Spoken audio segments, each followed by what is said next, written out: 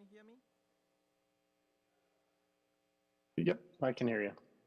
Okay, we're just testing the volume here, so it's a little Okay. loud. 1 second. Down. Again? Yeah, but I can just talk. I'll talk, make sure everything sounds good. That sounds good? Okay, that's good. Thank you. That's a good Yep. volume. Okay. Thanks.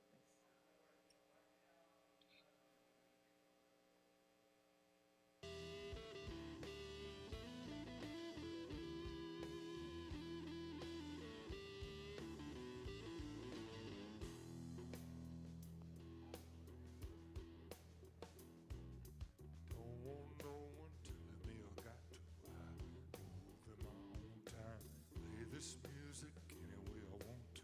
I must keep it alive.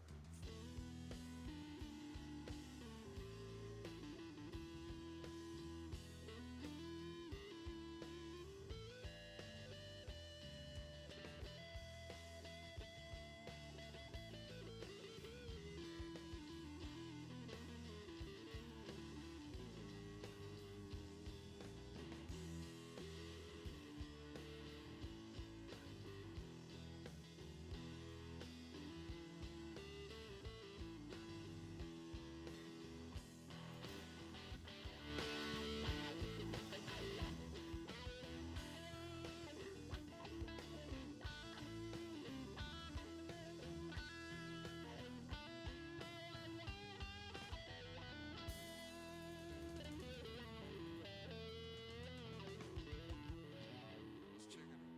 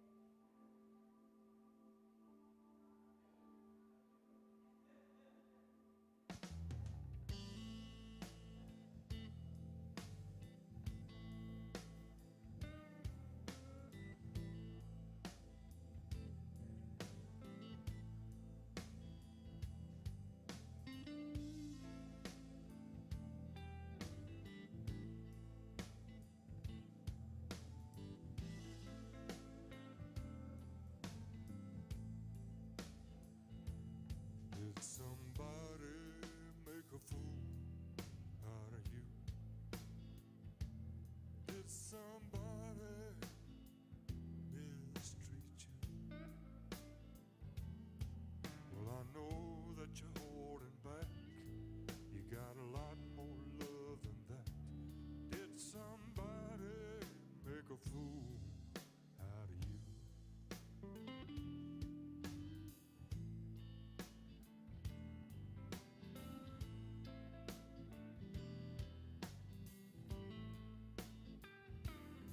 Did somebody run away with your heart? Did somebody tear it all apart? Well, I know you've been treated bad, but you don't have to look so sad. Did somebody make a fool out of you?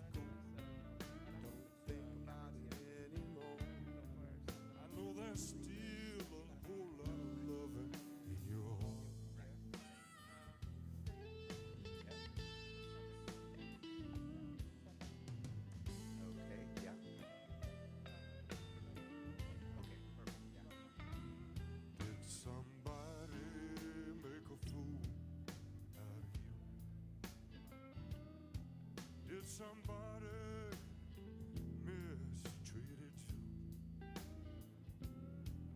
Oh, there.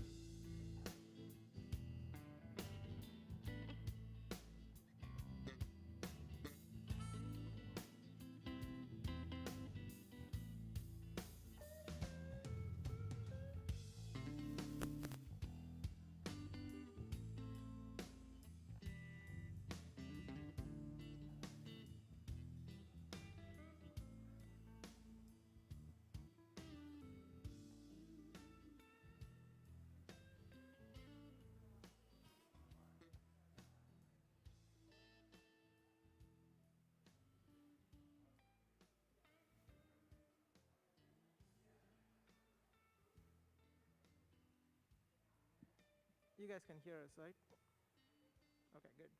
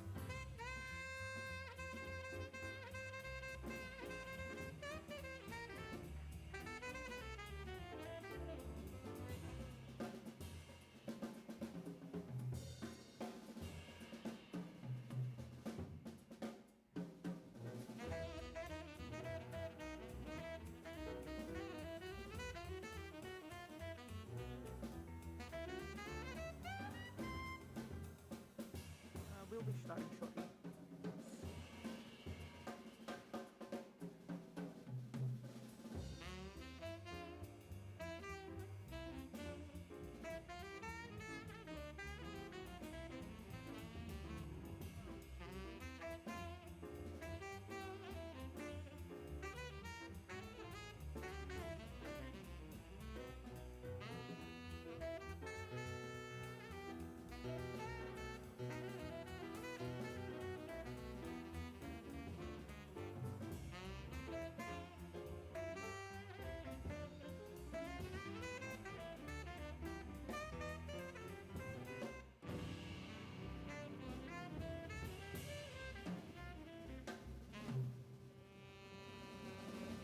Good morning, everyone. If we could have a seat, we'll get started.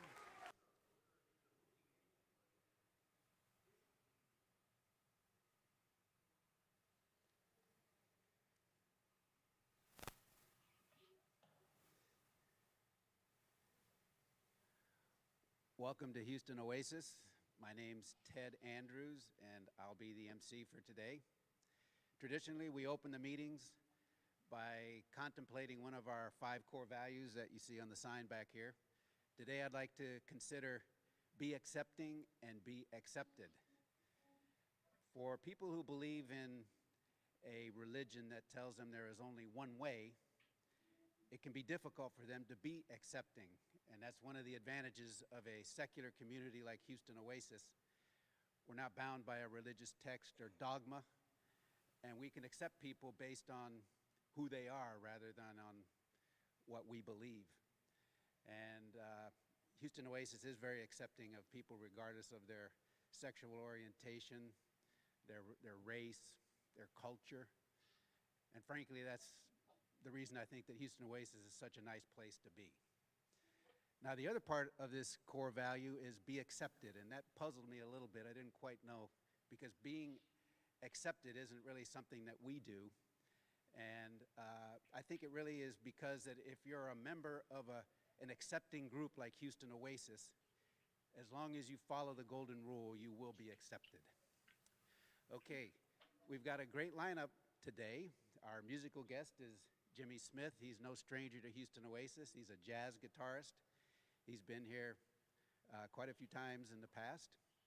And we also have an interesting main speaker, a professor of sociology from University of Tampa, and his topic is religion and happiness, much ado about nothing. And I know that that's a topic that most Oasians will find interesting. So without much more preamble, we'll have 2 songs from Jimmy Smith.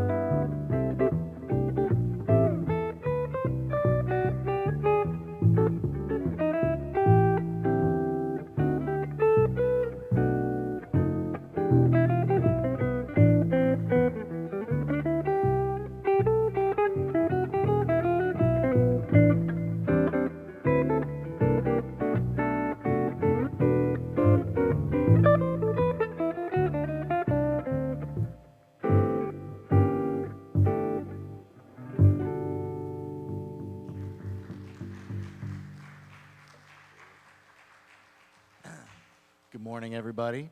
Thank you for the introduction.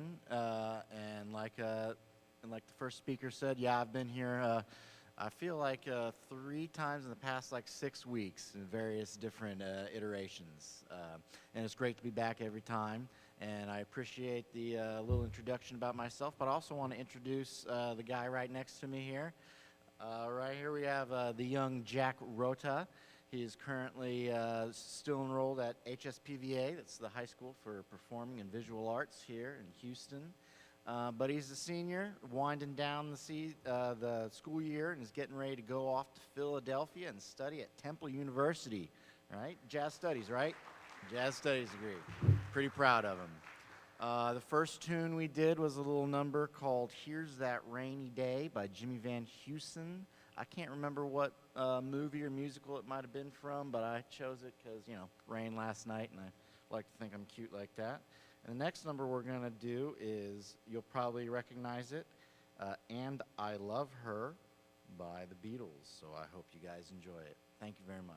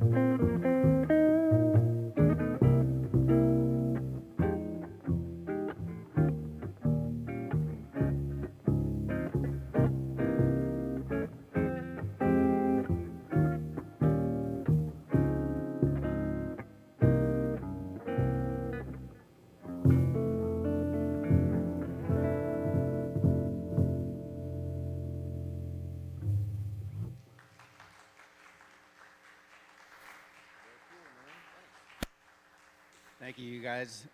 You could play Beatle music every time you come, and I'd be a happy camper at least. I'd like to thank the volunteers that make our Sundays possible here, starting with Abhishek, who is the guy who does our live streaming and Zooming, and he's also our events coordinator.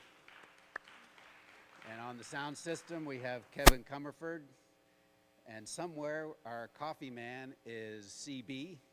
Thank you, CB. Oh, yeah, there he is.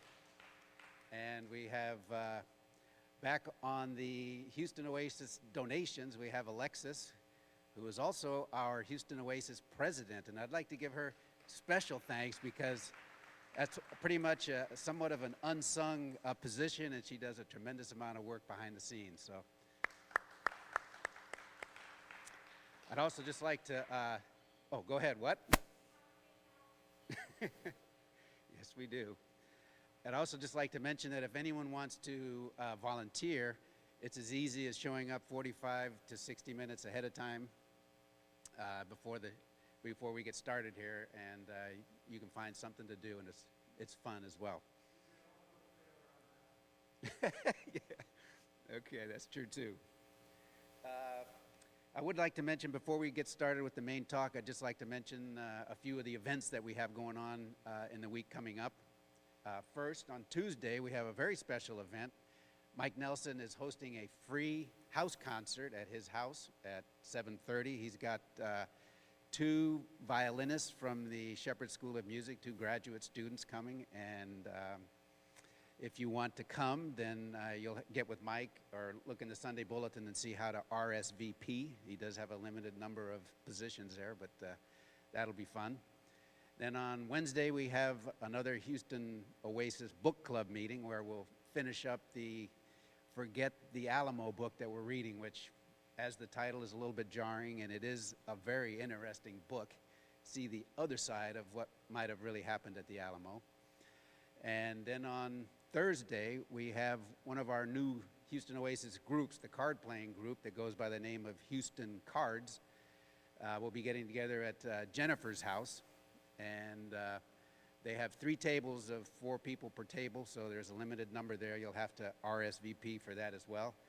They have a lot of bridge enthusiasts there, but they are also open to hearts and spades and other more less intimidating card games, which is my preference, actually. And so I think that's about it. I will mention that we are still doing bike rides on Saturdays, but we're not really announcing them in the Sunday Bulletin. It's hot. We're getting started at 8 in the morning. And up until now, it's been actually quite comfy. There's been a breeze going, and we've got some interesting routes going into East Houston, into the 2nd Ward, and it's pretty cool. Okay, Abhishek, I think with that, I think we're ready for the main speaker.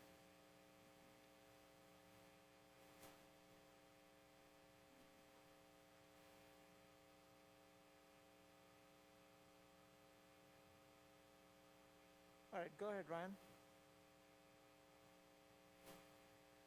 Can you hear me? Yes, loud and clear. Excellent. Thank you for for having me. I do apologize for not being there in person, but yesterday was my son's birthday party, and that took priority. So I do apologize for that, but and I think yeah, I'm delighted to be able to present, but I'm sorry I'm not there in person to get to know all of you a little bit better. Anyway, so what I'm presenting about today is a recently published book chapter. So this is a piece of work that I did with a colleague, David Speed, who's a psychologist in Canada. And I'm going to give some background on this before we get into kind of some of the details. But I'm really excited about Hi, this. Ryan, And do you mean oh, to go share? ahead. Do you mean to share that wallpaper? Oh, is it not showing? Oh, It's showing sorry. that Let me wallpaper. share something else. Yeah. Thank you for letting me know. I thought I had the right thing. Hold on.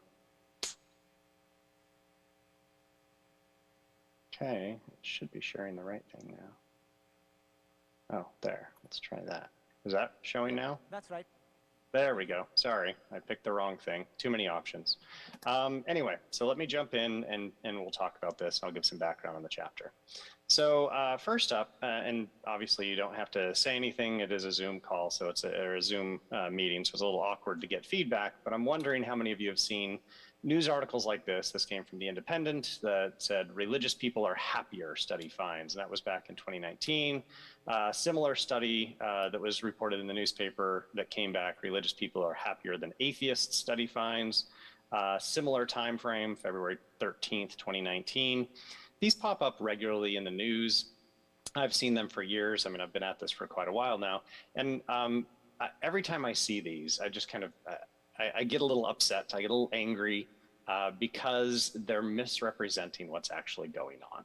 And so what this book chapter does and what my presentation does today is basically wrestles with some of these things and then is going to present some data. I'm a data guy. I like numbers, calling into question all of these findings and basically showing that they're not true, but we'll get to that.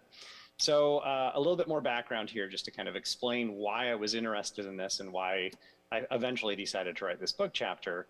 I read a lot of scientific literature in my area, of course, and not surprisingly, the literature on the relationship between religiosity and happiness is really interesting because you keep finding things like this. Some studies will find a significant positive relationship between religiosity and happiness. Some studies will find a significant negative relationship between religiosity and happiness, and some studies find no relationship between religiosity and happiness. So if you've got some finding small positive relationships, small negative relationships, and many with no relationship, what does that lead you to think is the actual relationship between religiosity and happiness? And in my mind, the answer is actually pretty obvious that there's actually no meaningful relationship because the way that statistics works, I teach statistics, I'm a big fan of statistics. If we're finding really small relationships that go either side of no relationship, the best implication there, the kind of easiest implication is that there's no relationship. But there are lots of people who keep trying to suggest that there is in fact a meaningful positive relationship between religiosity and happiness. And there are major problems with those claims. I'm going to go through 5 of those problems briefly before I get into my study and show what we actually did. I'm not going to take too much time on this, but I think it's important just to give a little bit more of the background. So what are those problems? And I'm just going to mention them and I'll go over them in detail. Many of these studies focus only on the US. They don't use representative samples. They don't report effect sizes, which I'm going to explain. We're going to get a little technical here, but I think it's useful to understand. Very little of this research actually is causal, and causality is super important when we're dealing with things like this. And then finally, there's no theoretical reason why there should be a relationship, and that's often completely neglected in this body of scholarship. Okay, so let's tackle these quickly one at a time. What's the problem with focusing only on the US? Well, of course, the US, yeah, we have 330-ish million people in the US. It's a big population, but in no plausible way could we say that the US is representative of the world. Among developed nations around the world, the US is disproportionately religious. And of course, I had to throw a picture in here of former president holding a Bible upside down in order to get a good kind of shoot for his base, which I think was really interesting. But the US does still remain, we're not radically religious in the US, but we are disproportionately religious compared to other developed countries. Another characteristic of the US that does make us stand out is that we are hyper individualistic in the US. So the US, Canada, Australia, and New Zealand really stand out as being very individualistic, and that has some implications for the relationship between religiosity and happiness. So just studying this relationship in the US is actually very problematic. We are not representative of the vast majority of the world, so suggesting that we find a relationship here that applies elsewhere is really problematic, as we'll see. Another real serious problem with many of these studies is that they do not use what we call representative samples. So a representative sample is one where everybody in a target population has the same opportunity of being included in the sample. And you'll often hear that when we're doing like polling stuff, that it's a representative sample of the US. And you can do that with relatively small sample sizes, but it's gotta actually be representative. what you find instead with many of these studies is something like this, right? That they'll get a sample of older Black women in rural Alabama, and they'll find that those women who are slightly more religious are slightly happier than those who are not religious. And then they kind of assume that there's a meaningful relationship between religiosity and happiness. You know, I do this for my job. This is, I mean, I teach statistics. I'm very into this. A sample of older Black women in rural Alabama is not representative, not only of Alabama, or of women, or of older Black women, or of the US, or of anything other than older Black women in rural Alabama. So we cannot then generalize that finding to the rest of the world population. But the vast majority of positive findings between religiosity and happiness look just like this. There are these obscure samples in different populations. One of them that I mentioned in the book chapter was older Chinese immigrants to the United States, okay? Why they're looking at samples like that, it just is kind of mind-boggling to me, but this is not uncommon. So really what we need to do is look at representative studies or representative data to see what the relationship actually is. So we're going to come back to this because this is what we do. All right, now we're going to take a little bit of a technical side note here because I think this is important for people to understand. We need to, when we're looking at any kind of statistical relationship, not only do we need to determine if something is statistically significant, but we need to think about how meaningful that relationship is, and I'll explain this. So all statistical significance means is that some relationship between two variables or more variables is so unusual that we can rule out chance. Okay, that's all it really means. But I like to use kind of an analogy here to help people understand what this really means. And I'm going to use, not that I'm not encouraging anybody to do this, right? But it's just a useful one. I like to use the lottery, okay? So statistical significance is kind of like winning the lottery.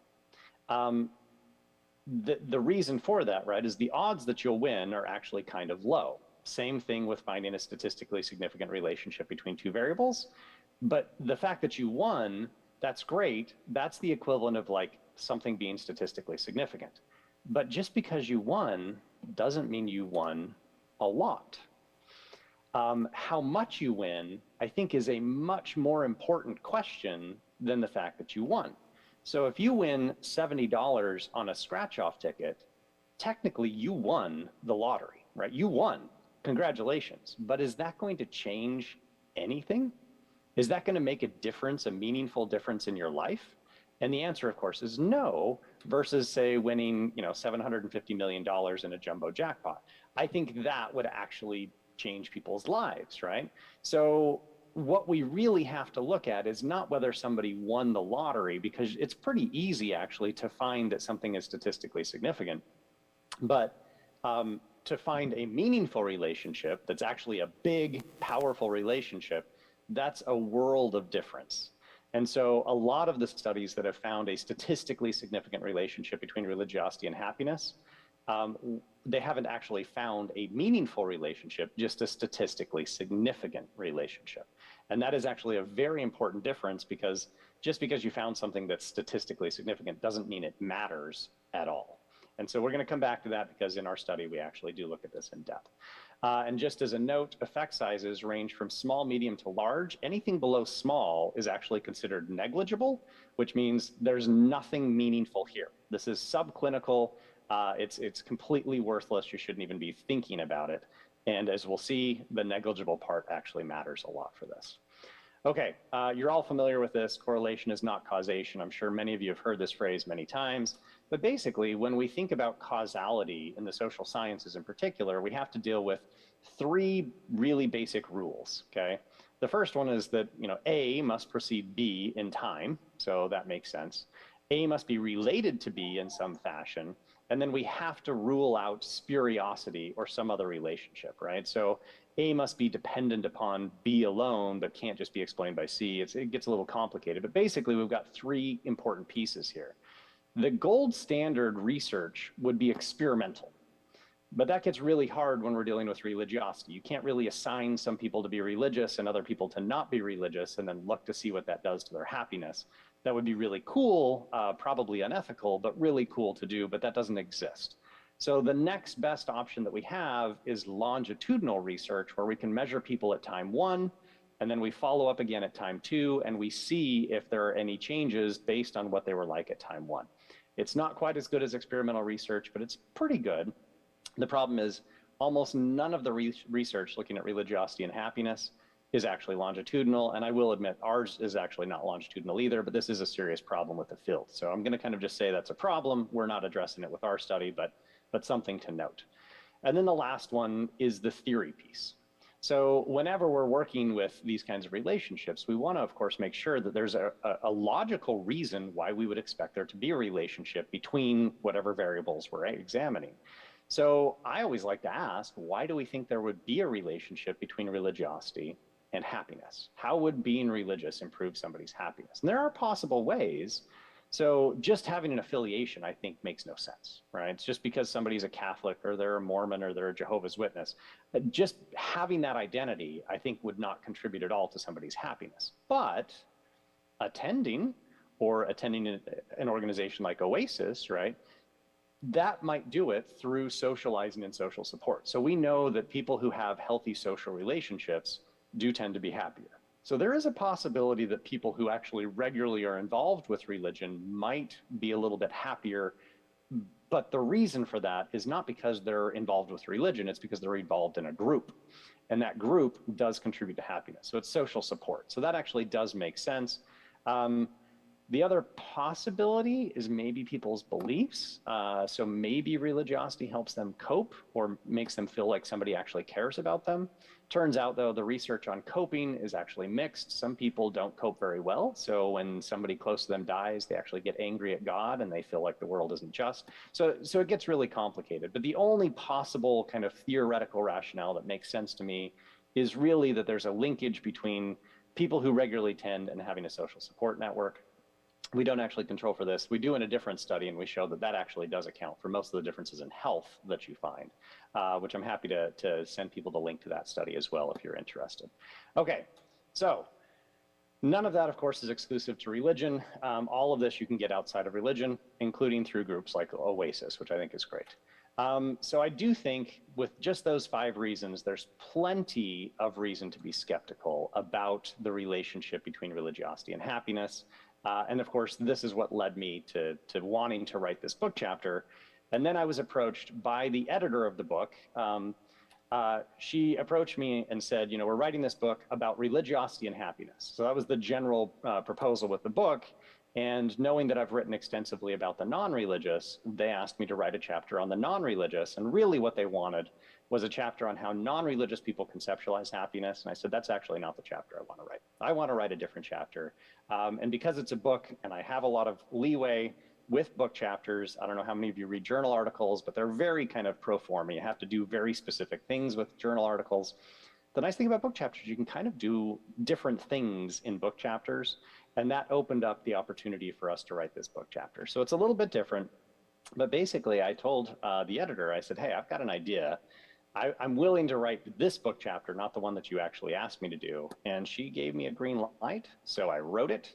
I brought in a co-author, and I'm actually really excited about this because I think it's really cool. Okay, now to our study. So that was a little bit of background. Let me give you our study, and we'll go through this pretty quickly. I'm trying to pay attention to time.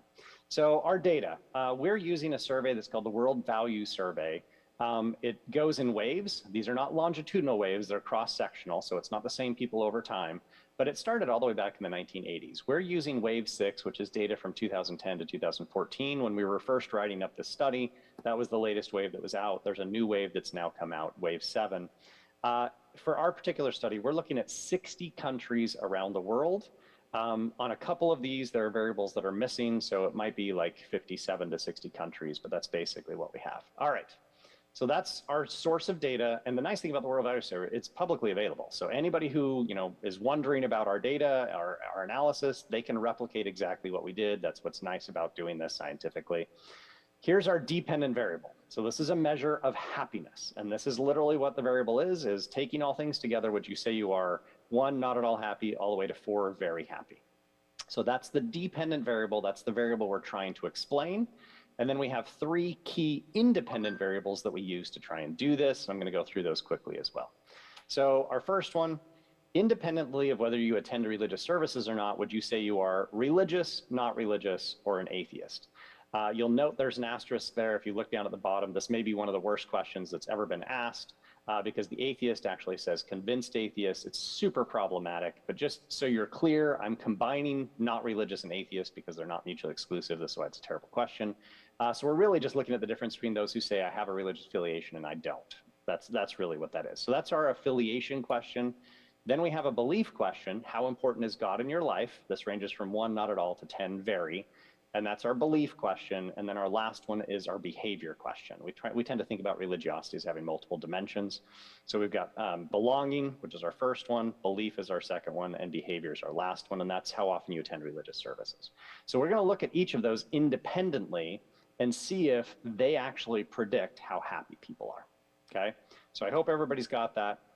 Really quick technical side note, we're looking at these relationships. So basically 3 different relationships in 60 different countries. That's a lot of analyses. And those who understand statistical significance will know that just by chance, we can actually be wrong about 1 time in 20 just by doing this. So we have in fact used a Holm Bonferroni correction. This is just a really technical side note for anybody who's really into statistics. Happy to talk about that in the Q&A. I just want to make sure everybody's aware of that. All right, now to the results. And I will note right at the beginning, there is a link at the end of my presentation to the entire chapter. So anybody who's interested, you can download the chapter. It's available free on my website. I'm not supposed to do that, but it is. So if you have any really technical details, they're all explained there, but I'm happy to answer questions too.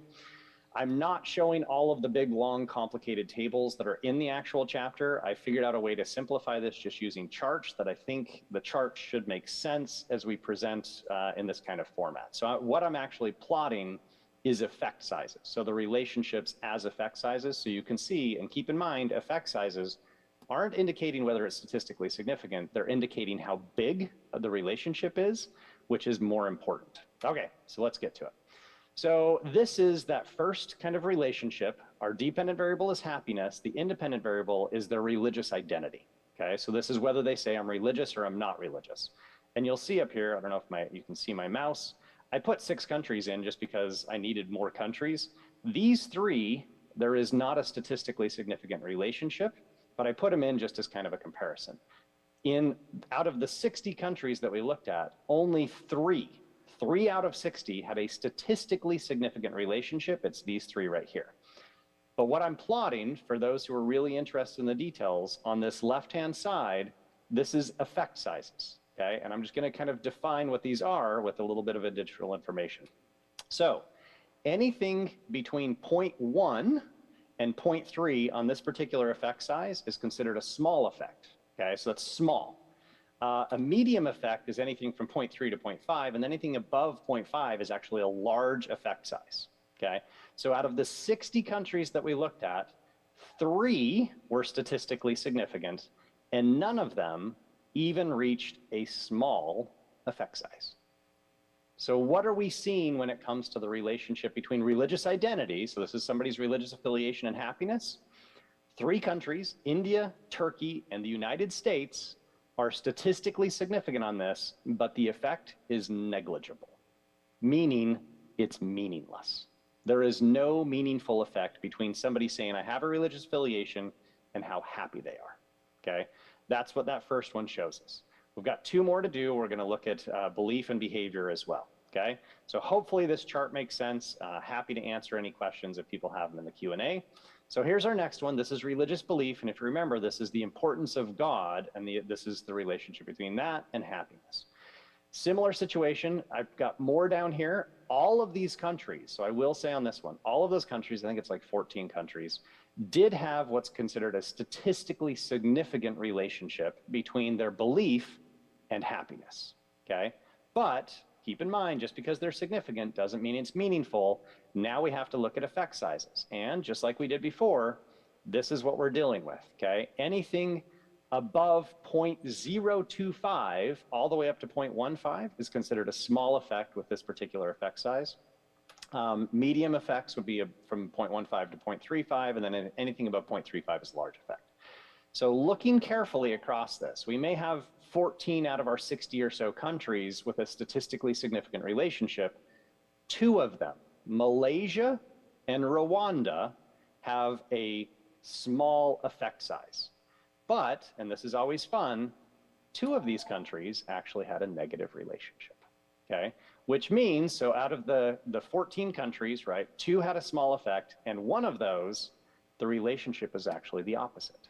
So the more important belief in God was for you, the less happy you were in Rwanda and Yemen, in those two countries, okay? So of the 14, two actually had the opposite. Do keep in mind, and I just want to note this, the US is still here, right? Statistically significant relationship, but negligible. So this is so small that it's meaningless. There's not a meaningful relationship between those two there. All right, so we have one more relationship to look at, trying to be close on time here. And that's the relationship between attendance, right? So here's attendance. Similar situation, we have, again, 12 or so countries where there's a statistically significant relationship between religious attendance and happiness. Here are our effect sizes again, okay? So I'll just throw those in. And what do we see? For all of these countries where, yes, there's technically a statistically significant relationship, the effect size is so small as to be meaningless, with the exception of one country right there, the United States, okay? And that country just barely crosses the line into a small effect size, meaning like there's something there, but it's certainly not a big effect. This is not even a medium effect. It's a very, very small effect. Okay, that's the data. Again, if you're really interested, I'll give you the link to the chapter at the end. You can go through and detail all of our analyses, because we detail them very carefully. But let's just quickly discuss this. So what do we find? In a small number of countries around the world where we have good representative data, we do find statistically significant relationships between religious belief, behavior, and belonging and happiness. So that is true, but the relationship, for the most part, is so small that it's meaningless. There is not a meaningful, sizable relationship between any dimension of religiosity and happiness in the vast majority of countries around the world. And 60 is not all of the countries, of course, the countries that we have data for. All right, so what is the takeaway implication? This relationship is subclinical. So if somebody were to say, like, I'm depressed, or I'm not, I'm not as happy as I think I should be, which that's a whole different issue, and we could wrestle with what that means. If they went to a therapist, there is no justification for any therapist to ever recommend religion as a treatment for depression. It's just subclinical. There's nothing meaningful here, yet there are lots of studies that try and argue this, and we see it in the news all the time, people saying, oh, no, there's a meaningful relationship. If we remember all those problems, right, many studies use the US only. Well, it turns out the US is clearly an outlier. It is weird when it comes to the relationship between religiosity and happiness. That is a serious problem. If you're not using representative studies, you're gonna find something very different from what we found. They don't report their effect sizes. Turns out effect sizes is the major thing to understand when it comes to the relationship between religiosity and happiness. If you don't do this, you're missing the entire relationship. We don't have a lot there when it comes to causal research, so that's a problem. And then, of course, they offer no theoretical rationale, which I think does help explain why so many of the studies that get published are so heavily flawed. They are majorly problematic studies. Being cognizant of time, I was told to go about 25 minutes, so let me wrap up here. What's our big conclusion? This is ultimately what we wrote in the chapter, right? So our chapter was supposed to be about non-religious people and their conceptions of happiness. At the very end, we say, we don't even need to deal with this because there's not a meaningful relationship between religiosity and happiness. So there's no reason to say, like, how are non-religious people happy? They're happy like everybody else because there's no difference. There's no reason to write about them as some separate group of people. They're just as happy or just as unhappy, however you want to think about it, as everybody else. There's no meaningful difference. If you do find someone claiming that there is a difference, hopefully, as a result of this relatively brief presentation, and of course, this is the chapter, you can immediately ask them, what's your source? What's the sample size? What's the effect size? Any of those questions. And of course, you are now welcome to send them my chapter. Anybody who wants that, if you scan the QR code, so you're welcome to do that. I'll leave this up for a minute or two, or type in that URL. So either one of those, I tried to make this as easy as possible. That'll take you directly to my professional website, which has the entire chapter embedded. You can download it. There's a link to download it. You can read through the chapter. You can send that to anybody you want. But basically that chapter does exactly what I just said, right? And I described. It goes through it in very intricate detail, lots of citations, all of the tables, it's all in there. But anyway, the big takeaway is that this is really much ado about nothing. There is no meaningful relationship between religiosity and happiness. And I'm happy to turn to questions now. I'm going to leave that up there for just a second longer in case anybody else wants to scan it or if anybody wants to grab that URL. But then I'm happy to turn to questions and answer questions if that's possible using this Zoom approach.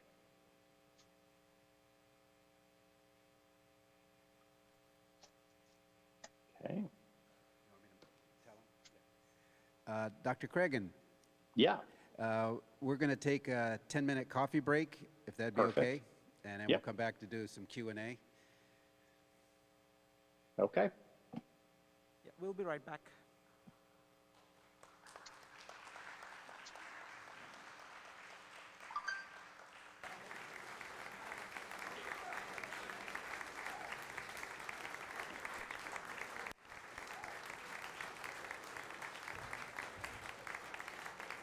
Church Hall Conservation. Worth the wait, huh? Yeah. Eddie DeHaas. Molly Brown.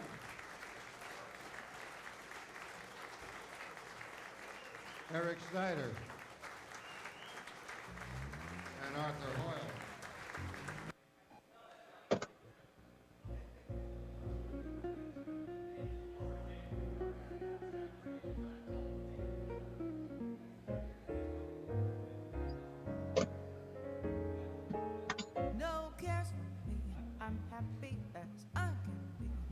I've learned to love and to live, devil may care. No cares or woes, whatever comes later goes.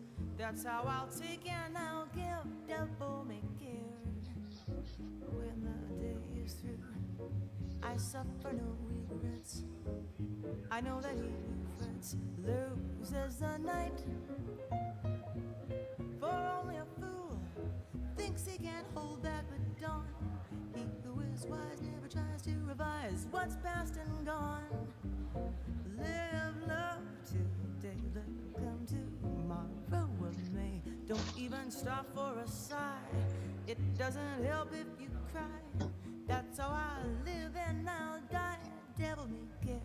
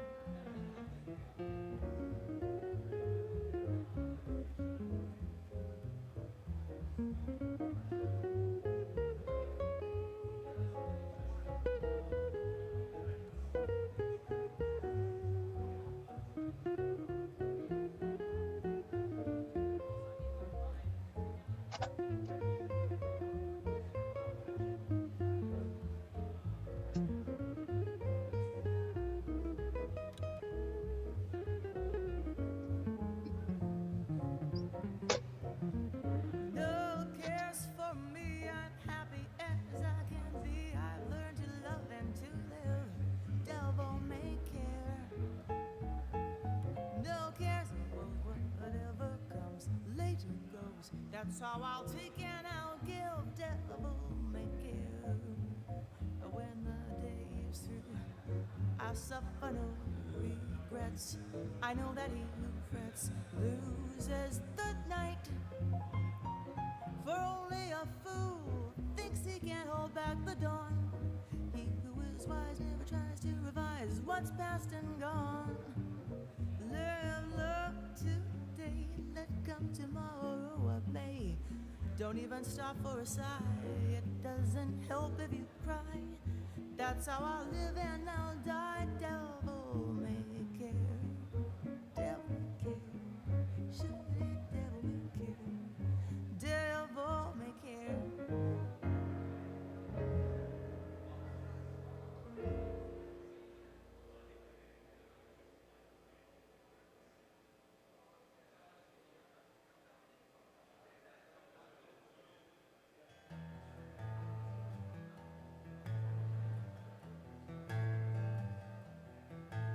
I've been waiting for something to happen for a week or a month or a year, with the blood in the ink of the headlines and the sound of the crowd in my ear. You might ask what it takes to remember when you know that you've seen it before, where a government lies to a people and a country is drifting to war. And there's a shadow on the faces of the men who send their guns to the wars that I fought in places where the business interest runs. On the radio, talk shows, or TV, you hear one thing again and again, how the USA stands for freedom and we come to the aid of a friend. But who are the ones that we call our friends? These governments killing their own, or the people who finally can't take anymore, and they pick up a gun or a brick or a stone, and there are lives in the balance. There are people under fire. There are children at the cannons. There is blood on the wire.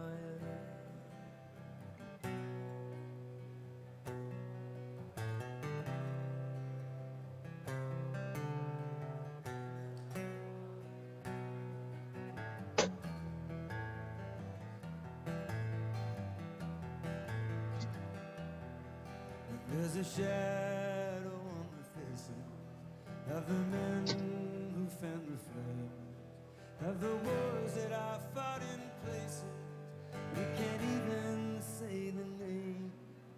They sell us the president the same way they sell us our clothes and our cars. They sell us everything from youth to religion, the same time they sell us our wars.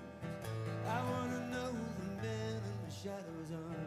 I wanna hear somebody asking them why. It can be counted on to tell us who our enemies are, but they're never the ones to fight or to die. And there are lives in the balance. There are people under fire. There are children at the cannons. There is blood on the wire.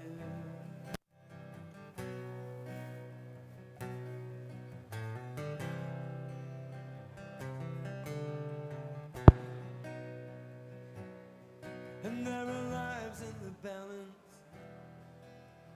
people under fire, children at the cannons. There are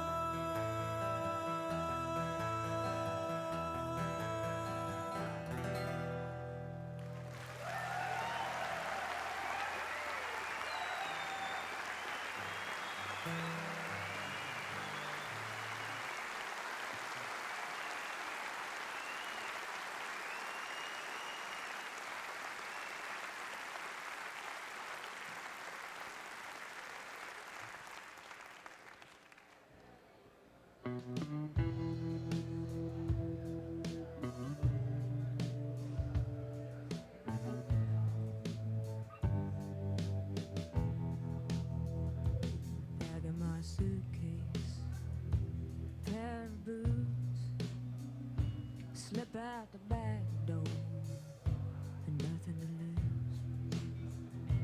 Full moon rising, out on the road, ain't carrying nothing but the heavy load.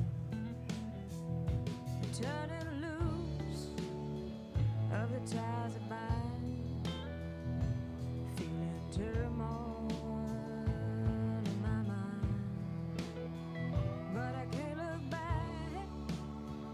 These times are gone. I know I can't go back home.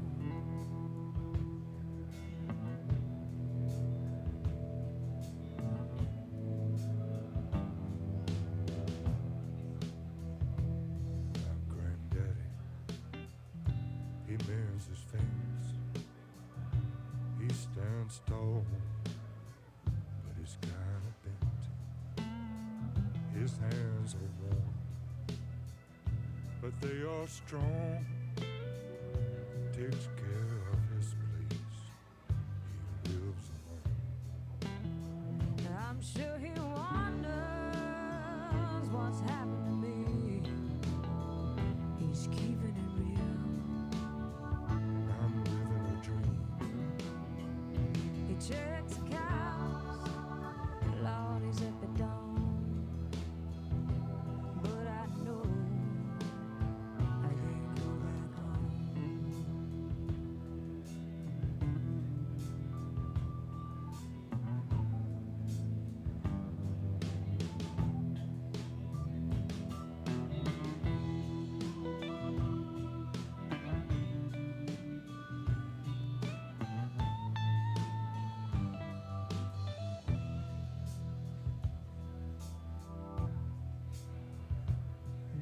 storm the other night.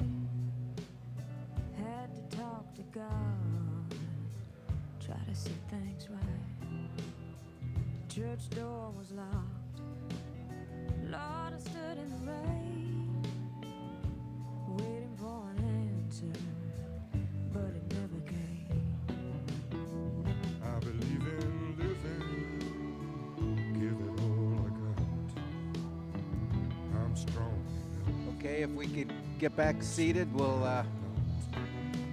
get started with the Little Q&A. piece of daylight,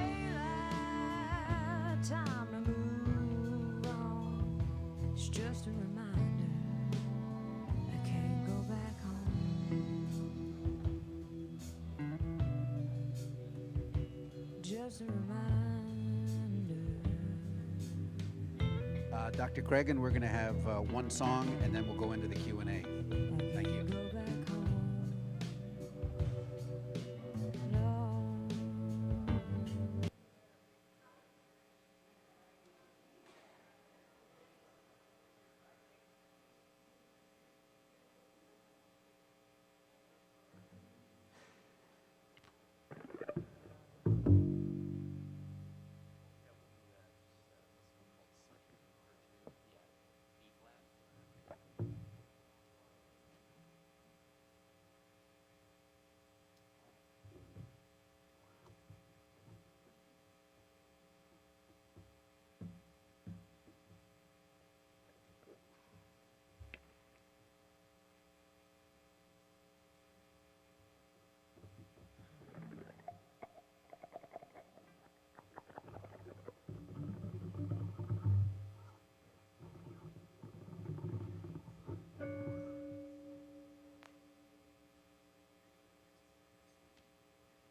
Yeah, go ahead. Yeah, ready?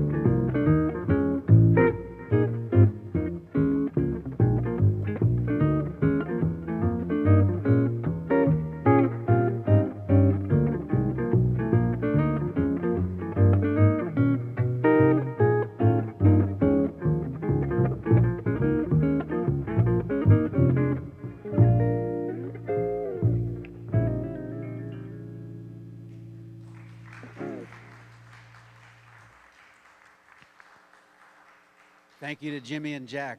Really appreciate that. We're going to go ahead and start with the Q&A, and we'll have someone going around with a microphone. Please keep your questions short and to the point with brief preambles. Well, actually, no preambles, just the question, please. Thank you. All right, we'll start our questions off with Stephen. Good morning and happy birthday to your son. Actually, quick question.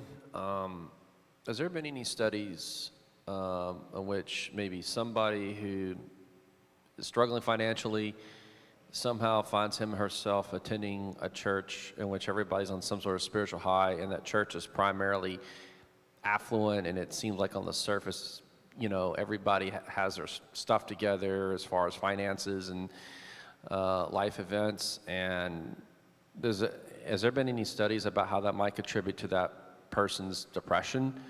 And how old did your son turn?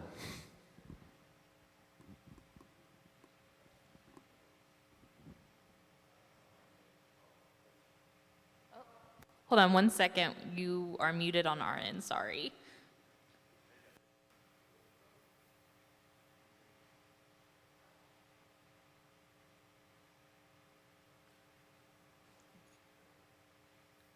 Hold on. Oh, if you can check and make sure you're not muted on your end. Okay, hold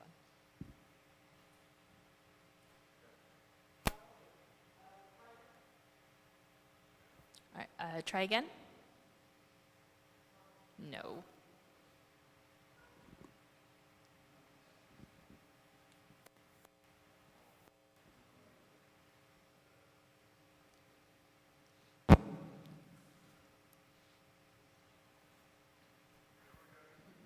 All right, please try one more time. No.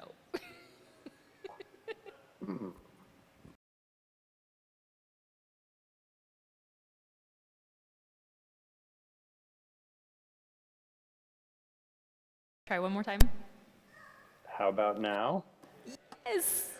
Yay! I was beginning to feel like the Verizon guy. Can you hear me now? Can you hear me now? Exactly. Yeah. First, thank you for referencing my son's birthday. He's turning 13. So, and we actually, for his party, we played paintball. I don't know if any of you were into that, but it was fun. We got a bunch of kids out there and let them shoot each other with paintball. So that was fun. On the question, that's actually a really interesting question. Basically, what you're describing is a type of social comparison, right? That somebody joins a congregation or ends up going to a congregation and then feels inadequate because everybody else seems to be doing fairly well. I haven't seen a study that specifically looks at that question. There are a number of studies that look at negative religious coping, and I'd be happy to send you some of those if you wanted to message me through the chat or email me. There are a number of studies that talk about negative social coping, but negative religious social comparison, I have never seen that study. Which, yeah, I mean, it sounds like a really interesting study. It would have to do something like that, you'd have to be very opportunistic, right? Like you'd have to be waiting for that particular opportunity to arrive, where somebody who's less affluent joins an affluent congregation and then feels that lack of social comparison, or the social comparison that just turns out negative for them. But I think it's an interesting question. Certainly there's plenty of research to suggest that when people engage in those kinds of social comparisons, it can have detrimental consequences, but not in the context of religion. I just haven't seen that. But again, interesting question. Thank you. All right, we have a question from Mike. Oh, hi. Okay, so you talked about the positive side. How about the negative side? Any thoughts on religion as related to anxiety, depression, and... Yeah, again, good question. There is some research on this. Yeah, so a lot of this comes out of the psychological literature. And I am a sociologist. I dabble in both, right? So I am a little less familiar with it than maybe I should be. But I can reference two different types of findings that that have come out of the literature here. So you're probably familiar with something like the Big Five personality inventories, which are the kind of validated personality inventories. One of the ones where religious people stand out from non-religious people. So non-religious people tend to be really open to new experiences. That's one of the areas where non-religious people kind of differ. But where religious people tend to be a little bit different is they tend to be more neurotic. And that has actually translated into, a finding that dovetails with that. So it's not so much depression, but it's neuroticism. A finding that dovetails with that is people can actually develop a type of OCD that is specific to religiosity called scrupulosity. I don't know if anybody's ever heard of scrupulosity, but this is basically people who religion gets so deep into their brains that they feel like they are always sinful, they're never clean, never righteous, never doing what God wants them to do in whatever context, that it becomes a variant of OCD, of obsessive compulsive disorder. And this, of course, once you hit the actual diagnosis, this means this is life altering. This is causing problems in their everyday life. And that is actually something that comes out. It's certainly not widespread, but this is one of those very clear negative consequences that derives from religiosity. As far as, I'm sure there are very specific cases of people, finding religion and having problems and it leads to depression. Certainly the whole sex abuse scandal that comes out of, different religions has contributed to that.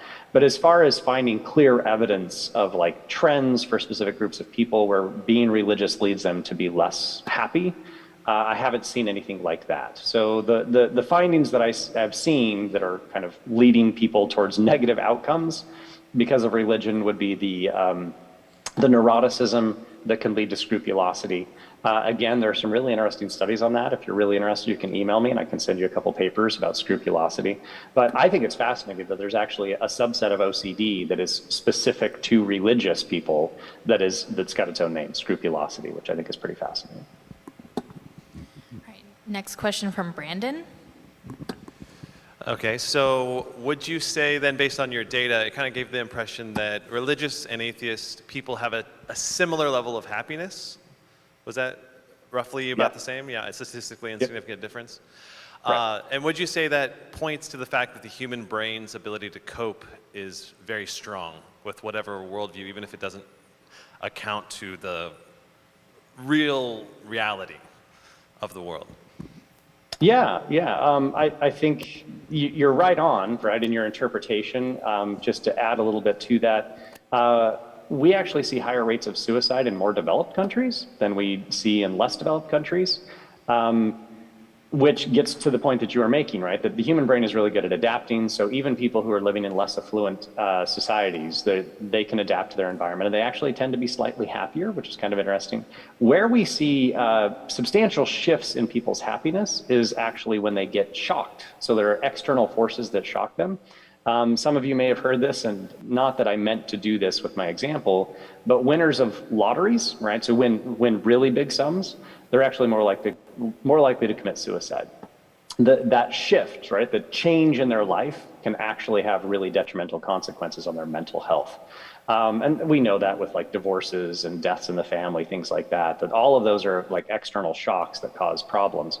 But the human brain is really good at adapting to whatever environment you're in. And so whether you're religious or not doesn't seem to have any meaningful bearing on how happy you are. There are lots of other things that can contribute to that, but religiosity is just not a meaningful contributor. Next question from Chip. Yes, so data was from 2019. Since the pandemic, has there been any sort of restructuring of data collection methodologies, as far as you're aware? Yes, I don't know on World Value Survey, but the other big survey that we use in the US, and it's kind of considered the gold standard of survey data collection, is the General Social Survey. It's run basically every other year. So there was a 2018 one, there was supposed to be a 2020 wave of the General Social Survey. The General Social Survey is run by the National Opinion Research Center, which is associated with the University of Chicago. Okay, so it's technically not the University of Chicago, but it's associated with them. And it's funded by the National Science Foundation. So this is a long-running survey. It's done basically every 2 years, started in 1972. They did do data collection in 2020, it bled into 2021, but they shifted the modality. The reason why it was considered the gold standard is because the interviews were always done in person. They would literally send out a horde of survey researchers, right? And they would go, using a probability sampling frame, gets complicated, but they would go door to door and collect, excuse me, and they would do the surveys door to door in person, sensitive questions. They would hand them like a tablet or a piece of paper back when they used to do that. So if anything that was sensitive about their sexual, encounters or something, they didn't have to actually respond to the person. But they also paid people like $500 to take a 2-hour survey, which is pretty enticing for most people. That all, of course, fell apart during the pandemic. So the group that does this, National Opinion Research Center, they switched to an online modality during the pandemic, and the response rate was over 60%. It had consistently been like 60 to 80% response rates before the pandemic. As a result of the pandemic, the response rate plummeted. So they did go to an online, mostly online modality, and now they're talking about staying there, which many of us who use that survey are really kind of disturbed by, because it was the gold standard with really high response rates. Excuse me. Another comparable survey, but well-known survey group in the US, Pew, until they set up their own panels, which is how a lot of surveys are done now, their response rates had fallen to below 10%. And response rates are really important when we think about survey research, because if you have really low response rates, then you could very much have response bias. Certain groups of people could just be choosing not to answer these questions, and then we have to weight things afterwards, right? So we get into complicated weighting stuff. I don't know if the World Value Survey changed their modality. I should look into that. I wasn't using data since the pandemic for this.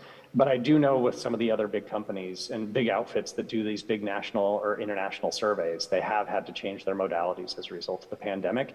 And the numbers have shifted a fair amount. I literally read a report 2 weeks ago about some of the religiosity data in the latest wave of the General Social Survey, and their change in modality shifted that pretty substantially. So there are some problems as a result of changing that modality. That's a really interesting, very technical question. I could talk about it at length, but thanks for the question.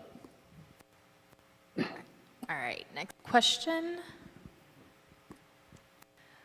Hi, I know your focus is Mormonism, and I'm curious as to if you were raised in it or what pulled you in that direction.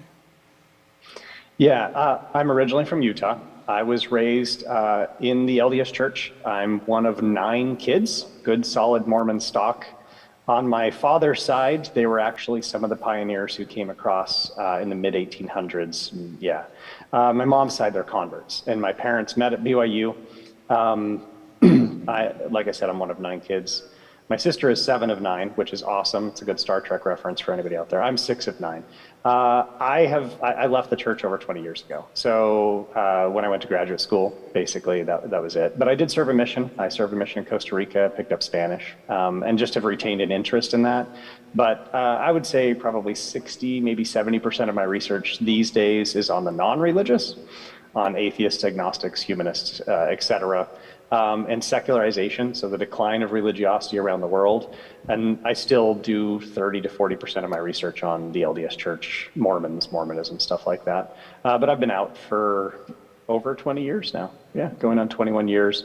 And a sister of mine actually just left as well. But I was not instrumental in that. I've been very kind of just hands off, let them do whatever they want to do. But one of my sisters also just left the church.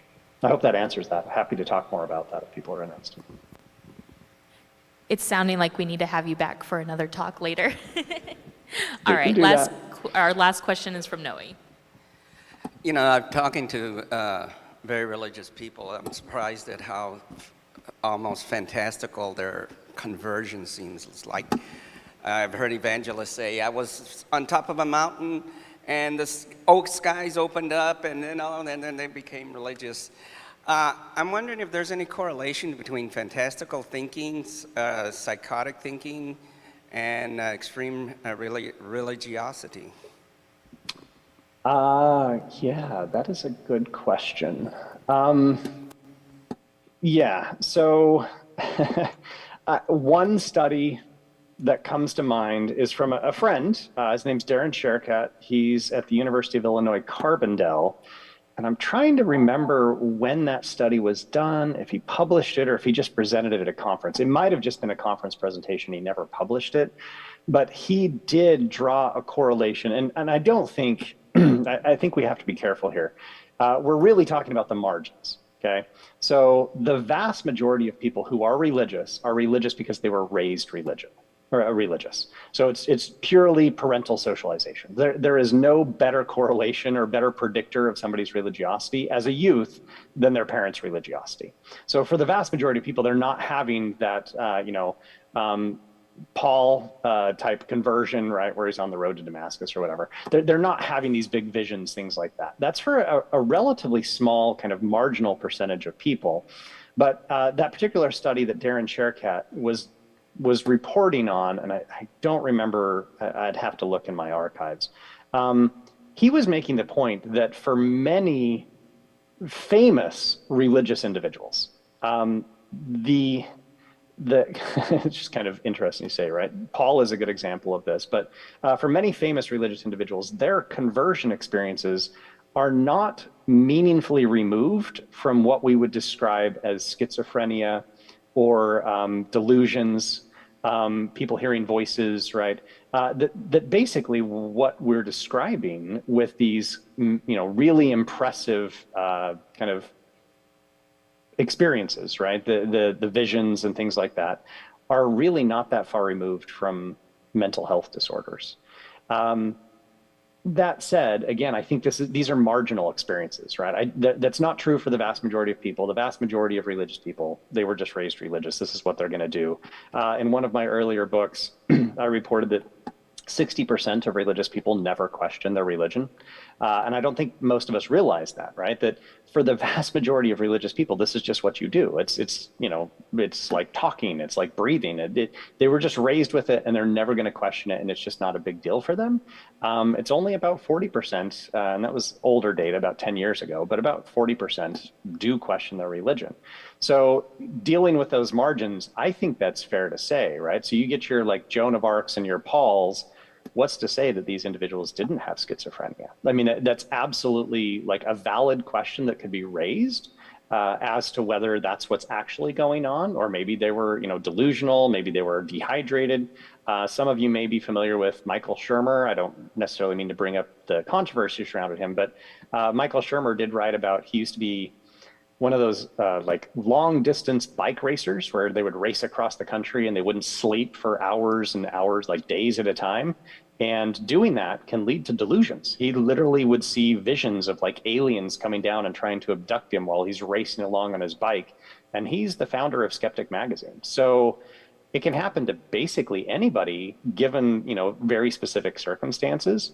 That doesn't mean that Joan of Arc was schizophrenic or Paul, had delusions or something like that. But, there was a reason why, Native Americans were using certain chemicals to alter their brain because that's actually a very effective approach at doing this. The same is true with LSD. So the studies that have been done really in the 1950s, before it became illegal to do it, using LSD, they would actually, I don't know if you've read some of these, some of them are really fascinating. They would bring students into different environments and they'd actually administer LSD over a weekend and then see what happened. And if they put them in a church, they all reported having the most religious experiences of their entire lives. If they put them in a different context, they would have amazing experiences, but not religious at all. So certainly there's something to be said for that it's very possible that there's, this relationship going on. But again, I think we're dealing with the margins, not the vast majority of people.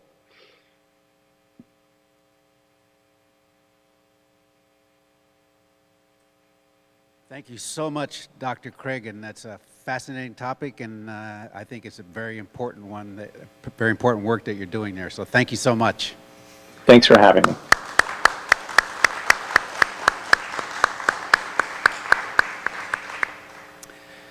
Okay, everyone. It's getting close to the end of hour here. First, I'd just like to say that there's three main ingredients that allow Houston Oasis to operate. One is your presence here on Sundays. The other is the volunteers that help make it happen. And of course, the other one is money. And you may not know that it costs us $400 every Sunday to rent this facility. And besides that, of course, we pay our musicians and we pay speaker costs, etc.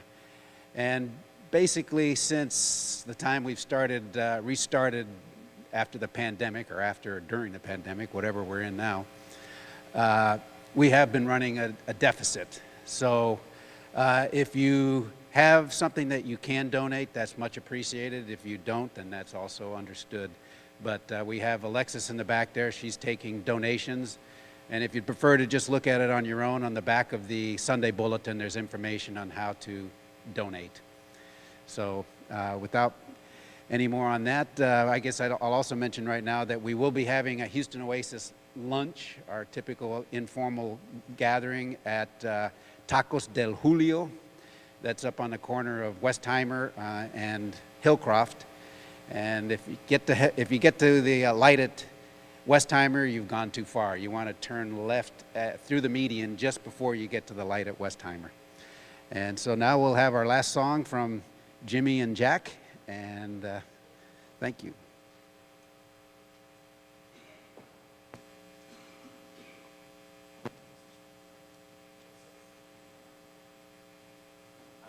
Excuse me, go ahead, Linda.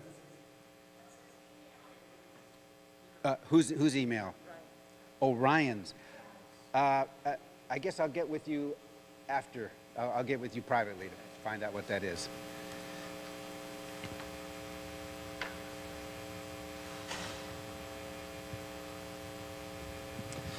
And I'd like to say one more thank you for having us come out, and thank you for listening. I hope you guys enjoyed it. Thank you to Houston Oasis. And thank you to our guest speaker. They're always illuminating and thought-provoking for sure. And the last tune we want to leave you with is a little number called "I'm Beginning to See the Light," because the sun's coming out. I think I'm funny, so I'd like for somebody to laugh.